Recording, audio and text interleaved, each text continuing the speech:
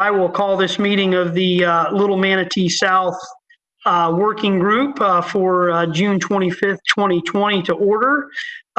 Brandon, I just noticed an image of an American flag. There it is, and I also have one behind me. So at this time, I will ask everyone to stand for the Pledge of Allegiance, followed by an invocation.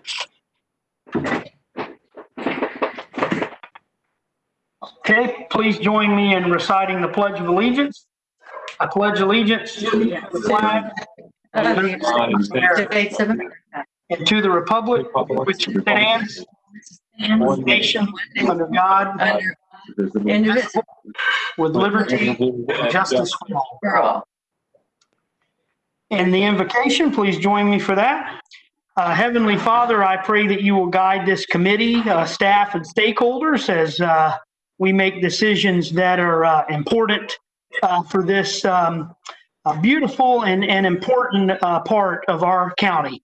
As always, Lord, I pray for members of our armed forces and first responders, that you will guide them, comfort them, and keep them safe each and every day. I ask for all of these blessings in your heavenly name. Amen. Amen.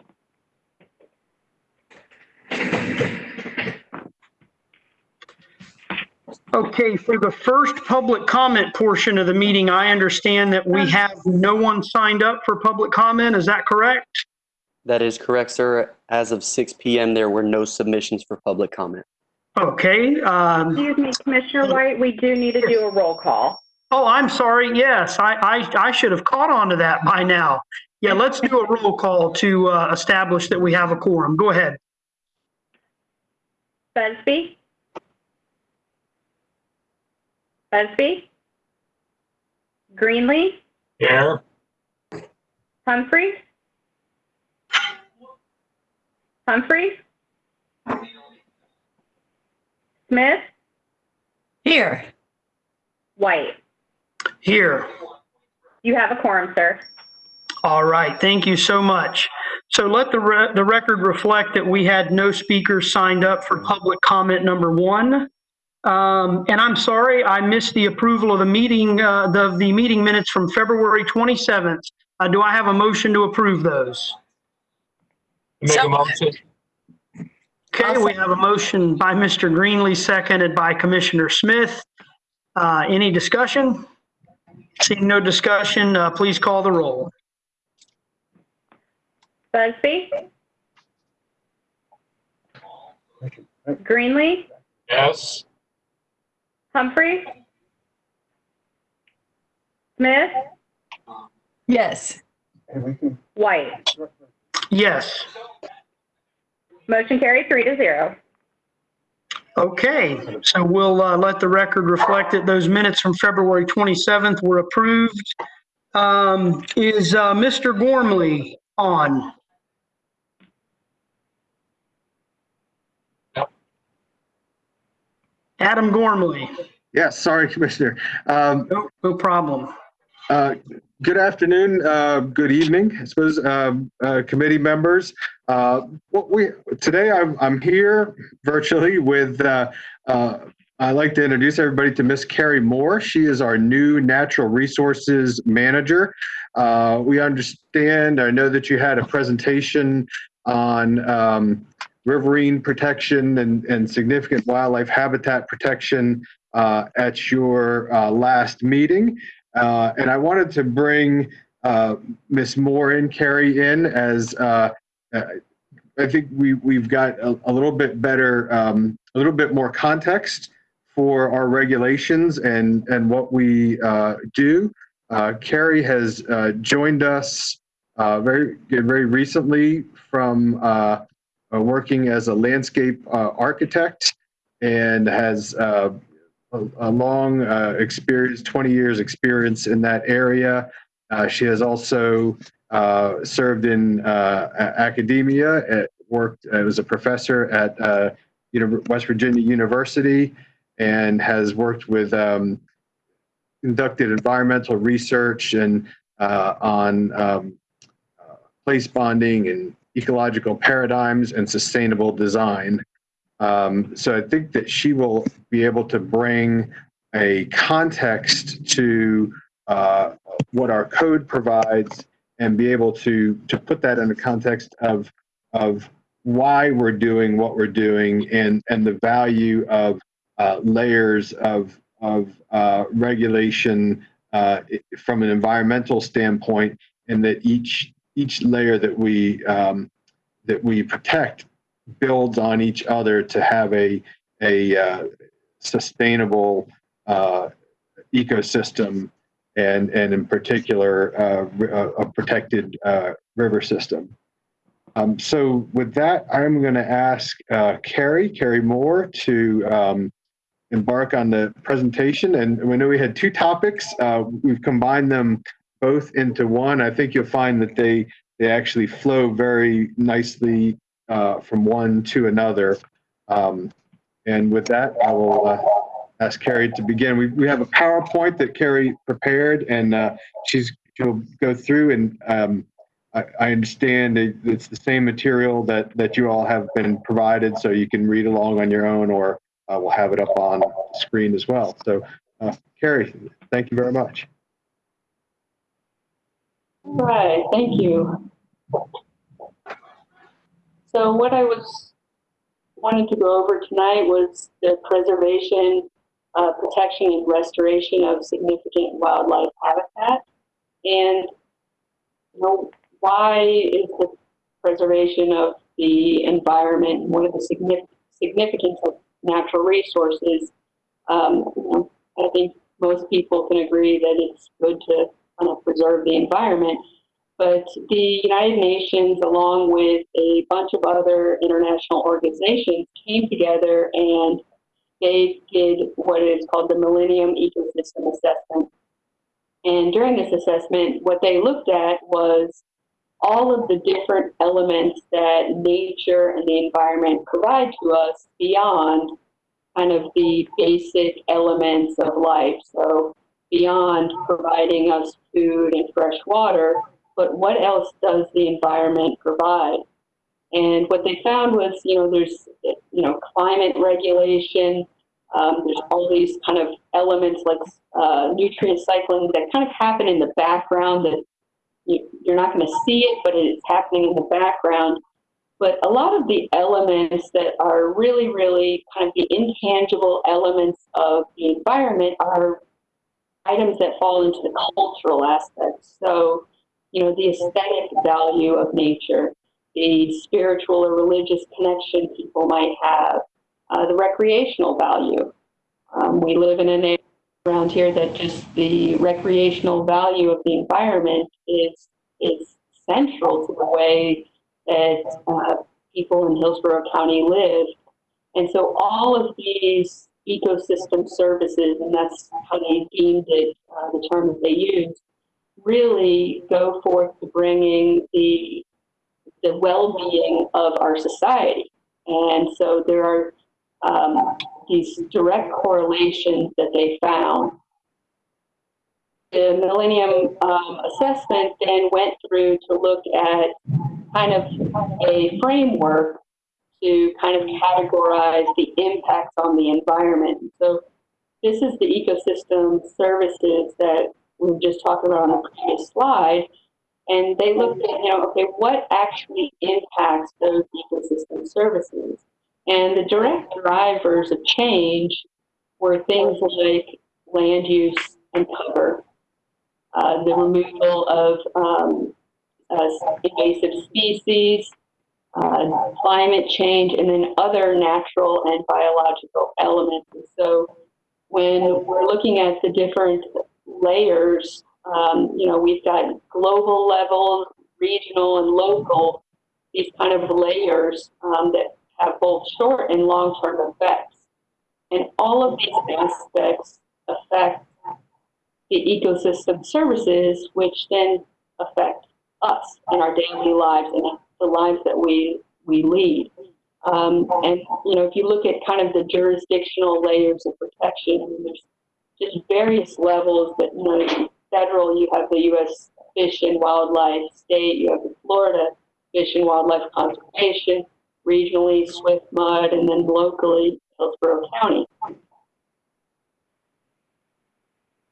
Now, the World Commission on the Environment has developed, they did this Brundtland report, and sustainability as a concept can be very intangible to people. But they created a definition that has been widely accepted as the definition of sustainability. And the definition that they developed was that sustainable development is development that meets the needs of the present without compromising the ability of future generations to meet their own needs.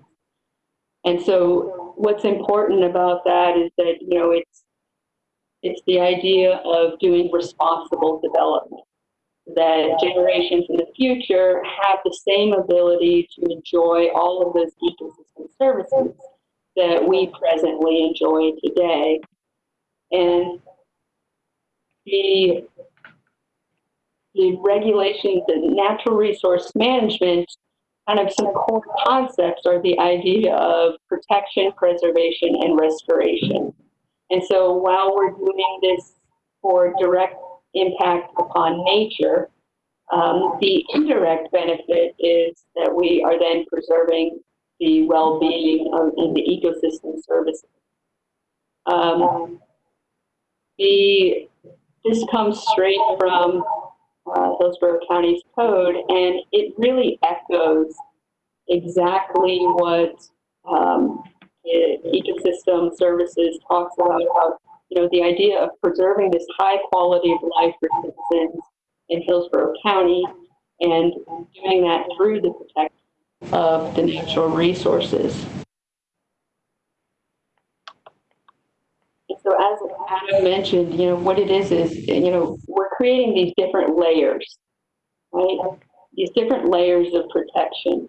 So some of the intent that we are looking at with the different regulations are things like soil conservation, the retention of trees, creating that aesthetically pleasing environment, protecting environmentally sensitive areas, making sure that excavation activities don't impact surface water, ensuring that excavated material is removed without causing adverse impacts to the health, safety, and welfare of the citizens, protecting surface water flow by controlling fill, and ensuring compliance with the comprehensive plan.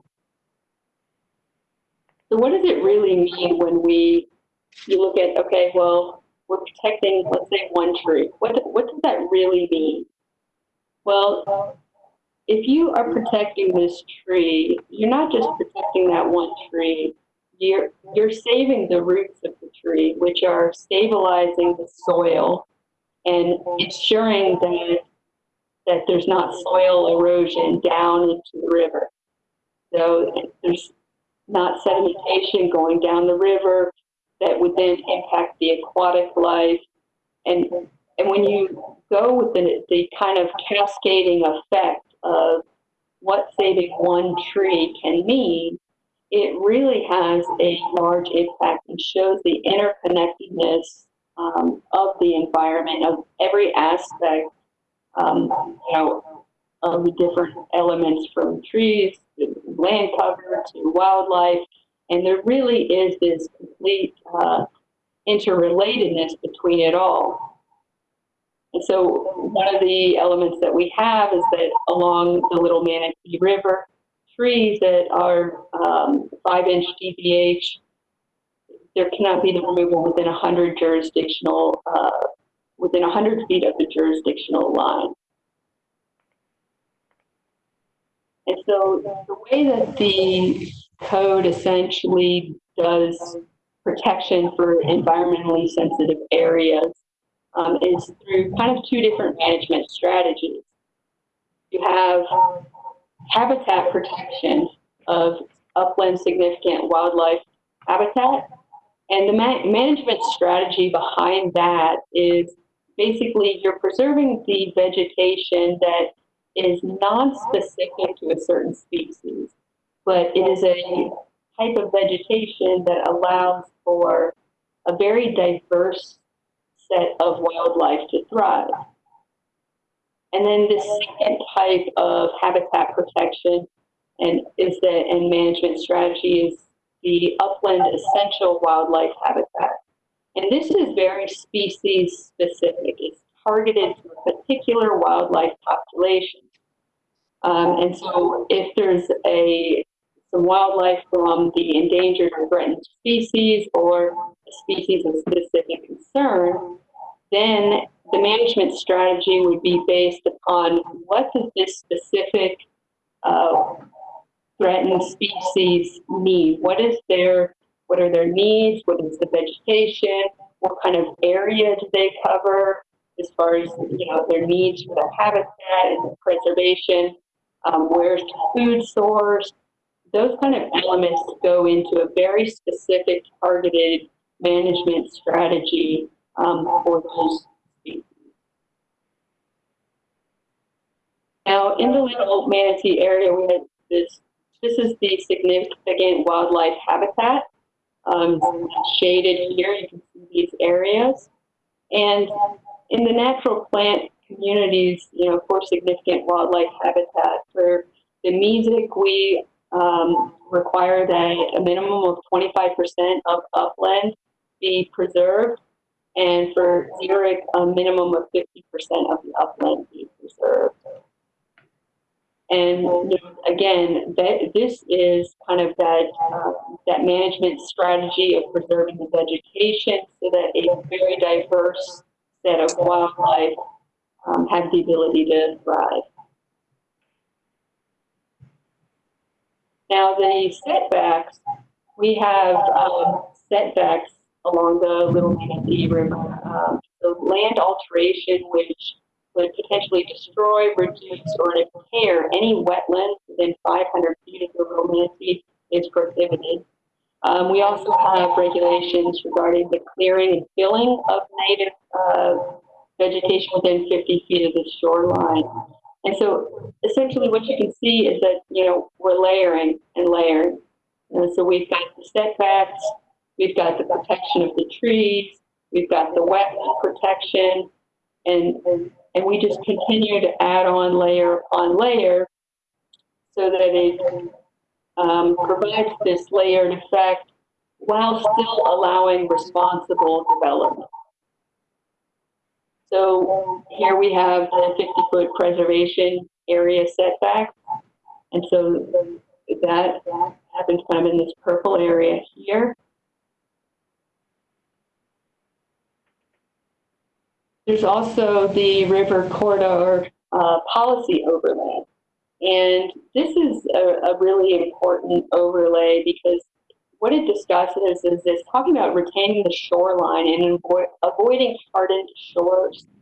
It is preserving habitats and archaeology sites along the river, and it also has 200-foot setbacks for septic tanks and drain fields. And the reason that this is so important is that it's really the preservation of the sinuosity of the river. And what the sinuosity is that is kind of this curve, the curve of the river. And so when we, in natural resource, do stream restoration, what we're doing a lot of times is installing back the curve that a lot of times through development and erosion, you'll see a stream where it ends up just being straight, or it kind of loses its curve. And why that's important is that when a stream, or a river loses its curve, what happens is there ends up being significant erosion. And so any properties along the boundaries have then the potential to have significant erosion, as well as then there's flooding on the other aspect. So preserving the shoreline and avoiding kind of a hardened shoreline is really an important concept, for not only the health of the river, but also for the adjacent properties, that, you're not losing part of your part of your property to erosion. Now, the essential wildlife habitat, this is for those listed species, which I talked about before. And, so these are some of the listed species, and there's also plant species.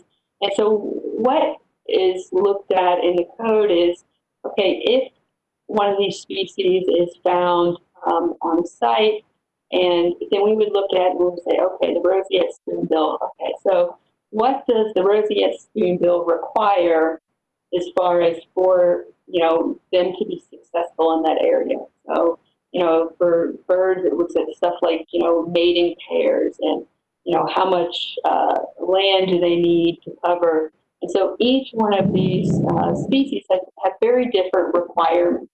And so any management strategy regarding the code and preservation of these wildlife are based on really the specific needs for each animal.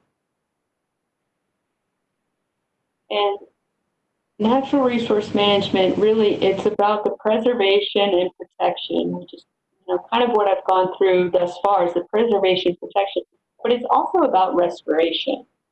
And, one of the other aspects that we have in natural resources is we have a completely separate code enforcement officers that what they do is they go out and they look at if somebody, doesn't follow the regulations, and how do we mitigate any potential adverse effects that, somebody has done. Like, for instance, if they filled on the site that they didn't receive a permit for, and then the storm water is affecting their neighbor, and the soil is eroding, all these different elements, or if they remove the tree illegally, all of these different elements are things that our code enforcement officers look into. And then we have the citizen mitigate if possible on site. But, if it's something like, a tree has been removed without a tree permit, we require on-site replacement. And then if that exceeds the potential for the site, then there's contributions to the restoration fund. And, this restoration fund is then something that is used to provide trees and environmental restoration for all of unincorporated Hillsborough County. And kind of the element even beyond the code and beyond the regulations, are the people behind ensuring that these regulations are followed. And I can tell you that in development services and natural resources, people care, and they are really out to ensure that the regulations are followed and that we are preserving and protecting and restoring the environment while allowing responsible development so that we can maintain this ecosystem services for generations to come. So I appreciate the ability to kind of show off what natural resources and development services does. And so I'll end with that. And if anyone has any questions, I'd be happy to answer. All right. Well, Carrie, it's a pleasure meeting you, and I look forward to working with you. Thank you. Yes. Is there any discussion from committee members? Okay. Yes, I see your hand up, Commissioner Smith. Thank you. And thank you very much, Carrie. That was very informative, and I agree completely that the most important thing is that our people care about these. We can have all the rules in the world, but it's got to be that people really caring about that. And I have found that in Hillsborough County for a long, long time, and glad to see that you care also. I think that comes through in your presentation. I have a few questions about significant wildlife habitat. If we could look at the map on slide 9, that might be helpful. Just for my own, information. I'm very interested in this. There we go.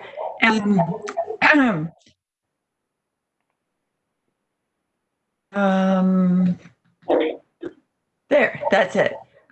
So at the top, it says, as of June 2020, approximately 16,000 acres have been preserved. Is that countywide, or it's countywide, right? Yeah, yes, and we maintain kind of this count of how much has been preserved. So we have a record of it. Okay.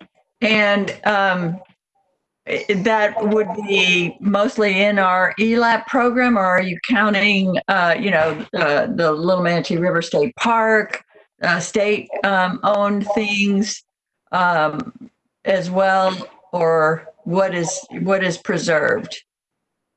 This is areas that have come through natural resources. And been protected.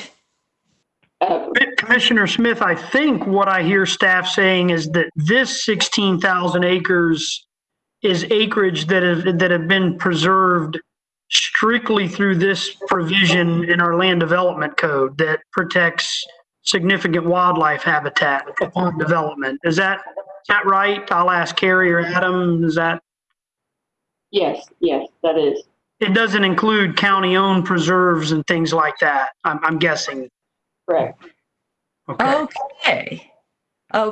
So that would explain, why I can see some things that are, that I know to be gopher habitat, gopher tortoise habitat, for example, in this map that is not protected here. So this is not the map that the county maintains of areas that we know to be significant wildlife habitat. This is the map showing, I think this is supposed to be, what is this showing? Yes, this is the map that shows the areas that are designated as significant wildlife habitat. This is the number of 16,000 acres. It is kind of independent of this map. It's just kind of where we're at currently. But yeah, these shaded areas are the significant wildlife habitat areas going forward. And Commissioner White, if you don't mind, I just want to follow up with a couple more questions. Sure, you have the floor, Commissioner Smith. All right, thank you. Mm-hmm. So, for example, I know that we have gopher tortoise habitat in the county-owned parcel that is on 41 and on the Little Manatee River. So it's south of the river and east of Highway 41 in that old area that is Sun City. I don't know. Old Sun City. I know there's a population there, and it is actually preserved in ELAP, but that's not considered significant wildlife habitat. I'm trying to get at what is the definition of, the county designated significant wildlife habitat. So it doesn't necessarily mean that there's even protected species, viable population on the property, or how is the significant wildlife habitat mapped out and designated? That'd be a better way to get at this. Well, FWC looked at, they kind of took broad swaths and looked at kind of the habitat for different areas, and they created the GIS layers of areas that, would fall into the mesic, xeric habitat that they believe. And so then, what we do is we have kind of this overlay, and then on a parcel by parcel basis, we go out, and so if somebody's trying to develop a piece of land and it, potentially falls within the significant wildlife habitat, we have our biologists go out and look and see, what portion of the land actually has habitat, and is it the whole parcel of the land, is it a portion? And so we do an on-site analysis for every property. So these are kind of, these are general areas that are, were kind of established. The significant wildlife habitat was established by FWC, and then we go in and further verify that it is existing on each particular site. So thank you. So if somebody was going to develop a large piece of property and it hadn't been mapped or designated significant wildlife habitat yet, but you went there and discovered it had nesting scrub jay families or bald eagles or gopher tortoises, you might then adopt that parcel into this program, and it would have to preserve the 50% or the 25% accordingly. Yes, absolutely. So on every project, our reviewers go out into the field and they look at every single property, and if there's anything that they have any question on, our field biologist goes out, takes a look at it, and determines if it falls into the significant wildlife habitat or if there's any listed species, and then yes, they will fall into these regulations if they have it on site.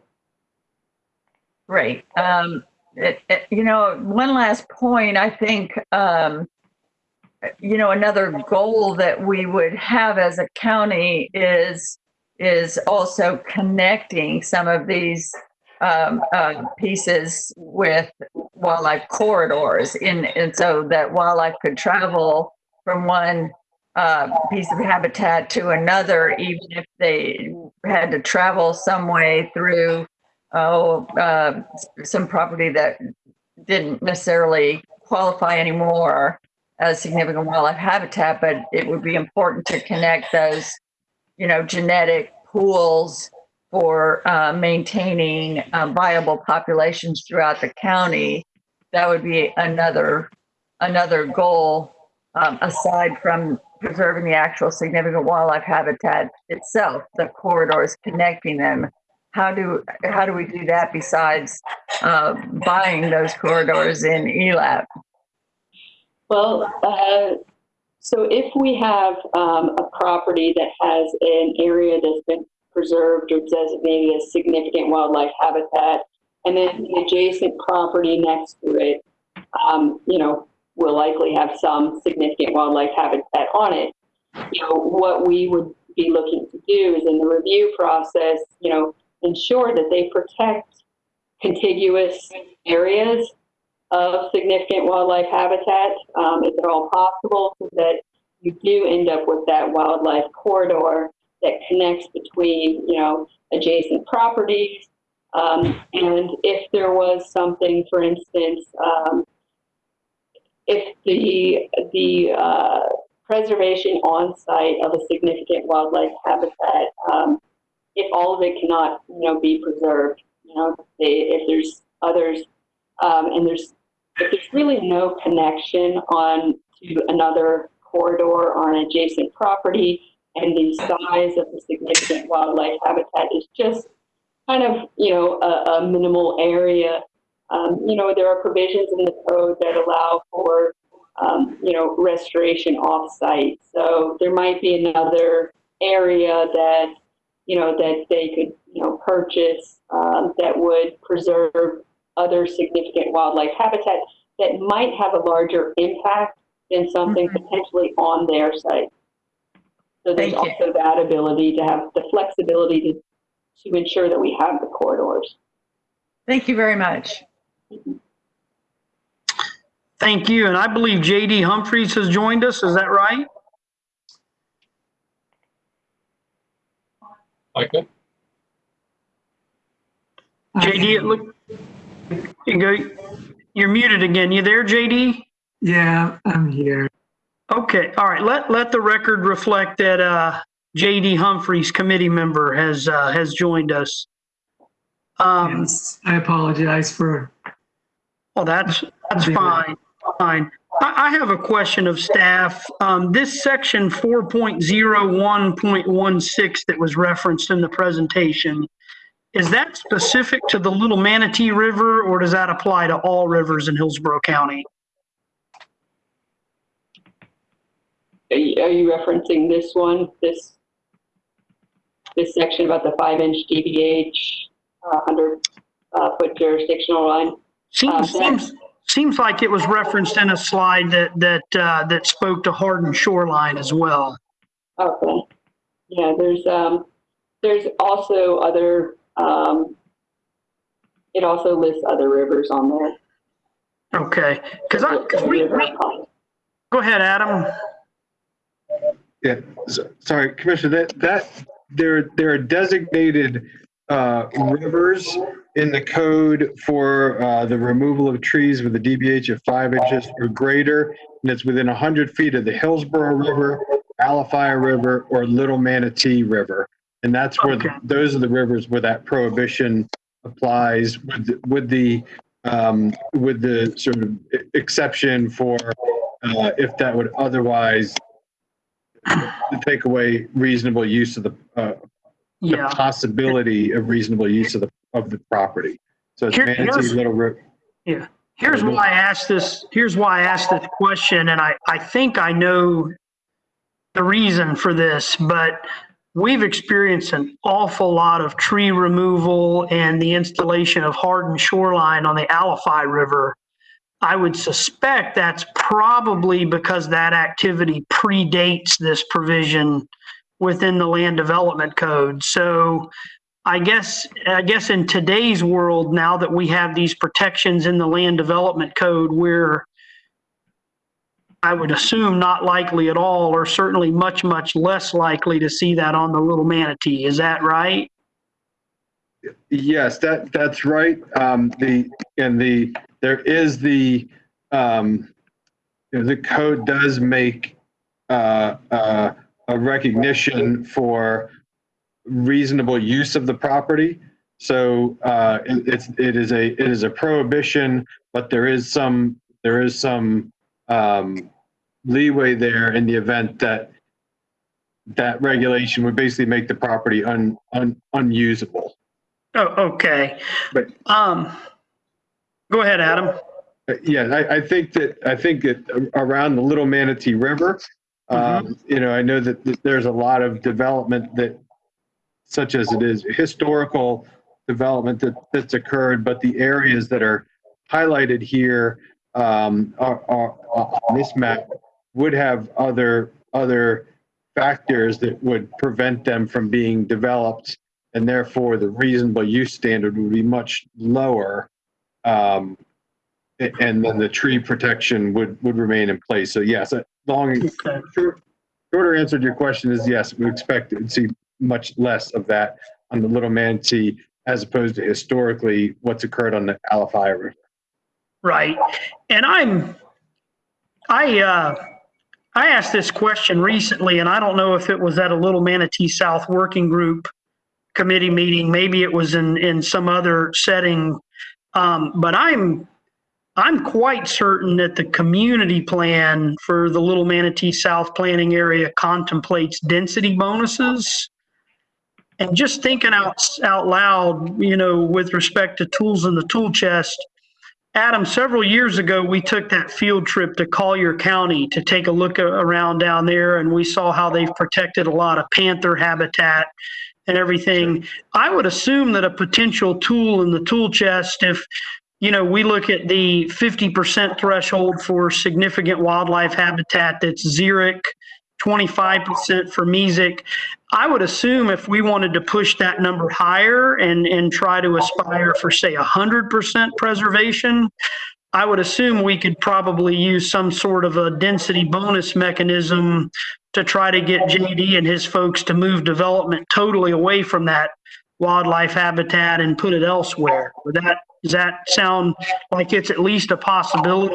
Yeah, yes, sir. What you described certainly is a tool in the tool chest of what could be a good method of balancing developability, development, property rights versus preservation. Absolutely, that is a very good tool for that. Very, very good. Okay. Who is that? Ralph. Ralph, go ahead. You have the floor. Carrie, we've all seen multiple maps of Little Manatee South and the ELAP pieces and parts. How often would an entity, FWC, EPC, relook at ELAP for growing or shrinking or moving or something like that? How often does this take place? Is it an ongoing thing? Is it a wait till somebody wants to develop? What triggers re-looking at the current ELAP or future ELAP? Do you mean the designation of significant wildlife habitat? Mm-hmm. Okay. Yes.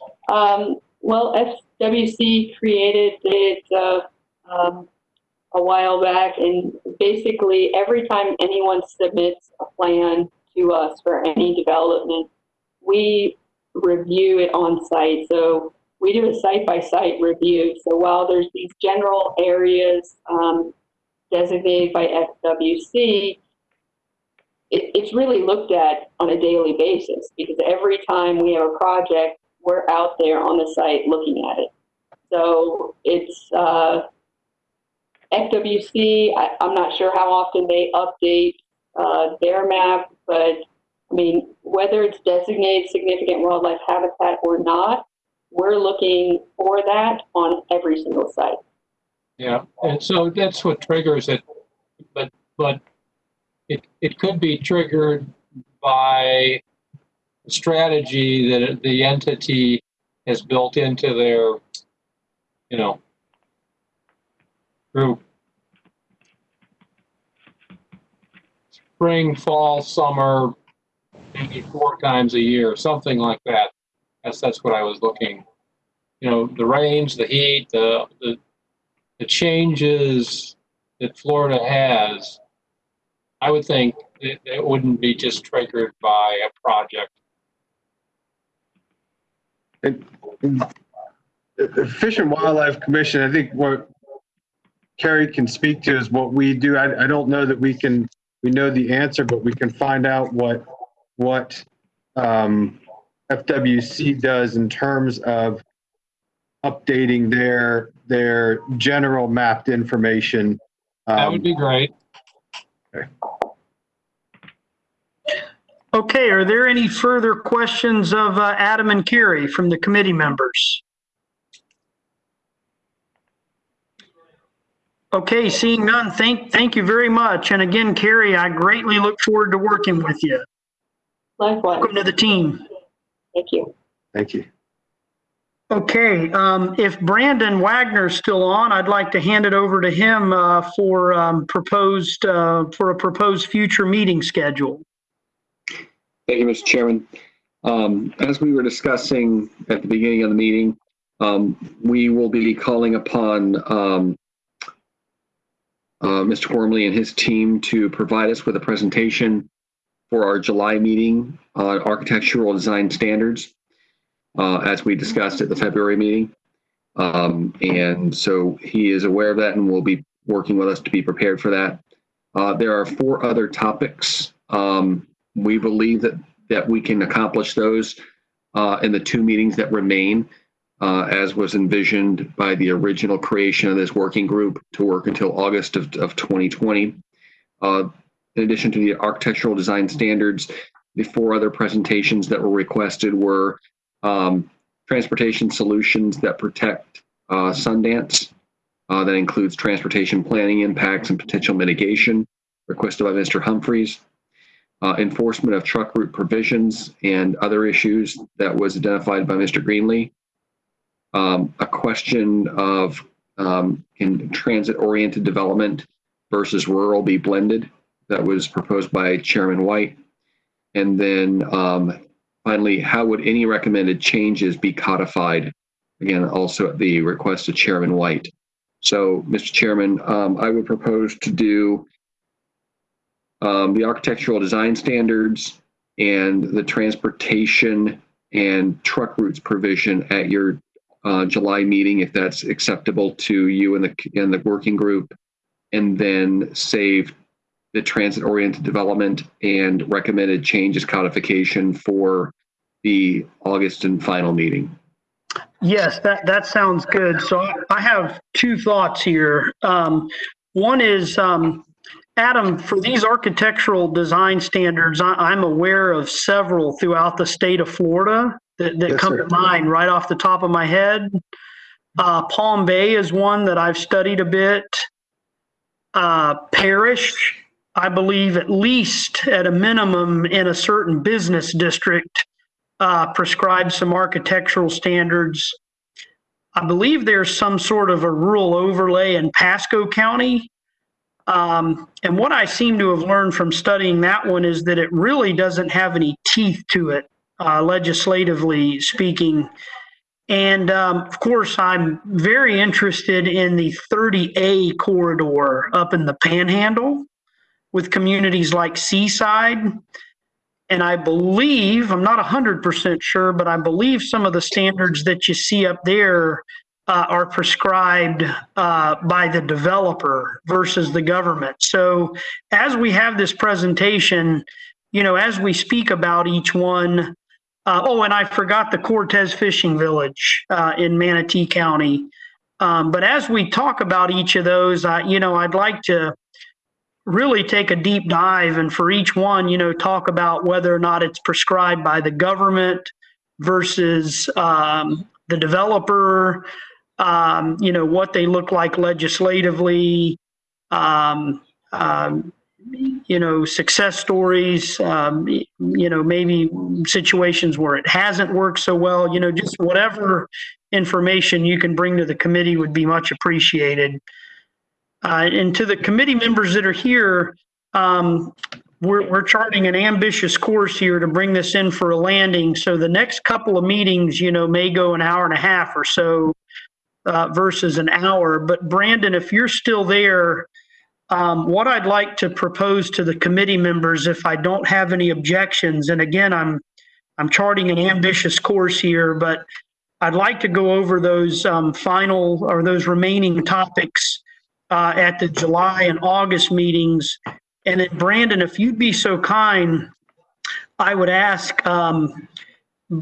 after the August meeting to schedule, let's say, an hour phone call with each of the 5 committee members and seek out input from each of us on sort of a guiding principles document for Little Manatee South. As I've said all along, development will be ushered into the area at some point. That could be 50 years from now. But the whole purpose of this working group has been to make sure that, when that time comes that we see a push for the development in the area, that it's consistent with the community plan that the community worked so hard to put together. So this guiding principles document can be something that, and again, even if it's 50 years from now, something that the Board of County Commissioners takes a look at to look for guardrails, if you will, on development to assure that it honors the community plan and is consistent with the community plan. Ideally, I'd love to see that guiding principles document presented to the committee for discussion at a September meeting. And assuming that goes well, Commissioner Smith, we could take it to the BOCC in October for discussion and codification.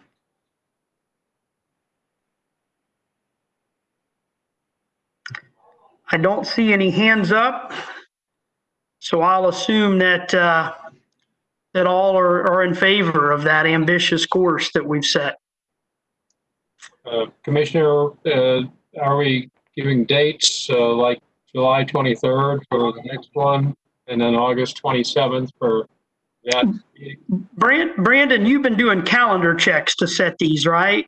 Yes, I will do calendar checks, and to Mr. Greenlee's points, those dates are consistent with when we've been holding the other meetings. We will send out a scheduler to see if we can get a majority on those. If not, I'll ask for first, second, and third preferences, and we'll find the dates that work for everybody. Okay. Oh, and Brandon, I forgot a very, very important point. If there are no objections from Adam and from Melissa Zornita with the Planning Commission, I'd like to ask them to join you on the phone calls that you schedule with each committee member, because we want to put guiding principles out there, but we want to make sure that the guiding principles are consistent with the community plan. Because I know there's been some fear that the goal of this committee might be to try to change the community plan or open that process back up. But the goal is, really to see what sort of guiding principles we can put together that honor the community plan. Very good. And I know Adam and Melissa can bring that expertise to the table. Well, they were both part of the build of the community plan, so. Yeah. Very good. Very good. Well, I'm excited for where we're headed. Okay, that takes us to other business. Is there any other business to be brought forward from the committee members? Okay, seeing none. James, do we have anyone signed up for public comment round 2? No, sir. Okay, let the record reflect that we had no one signed up for public comment round 2.